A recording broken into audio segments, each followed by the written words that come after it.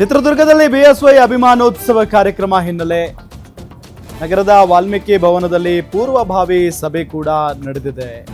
BJP ರಾಜ್ಯಾಧ್ಯಕ್ಷ B Y Vijendra ಅವರ ನೇತೃತ್ವದಲ್ಲಿ ಸಭೆ, ಪ್ರಮುಖ ನಾಯಕರ ಸಭೆಯನ್ನ ನಡೆಸ್ತಾ ಇದ್ದಾರೆ ಬಿವೈ ವಿಜೇಂದ್ರ ಅವರು.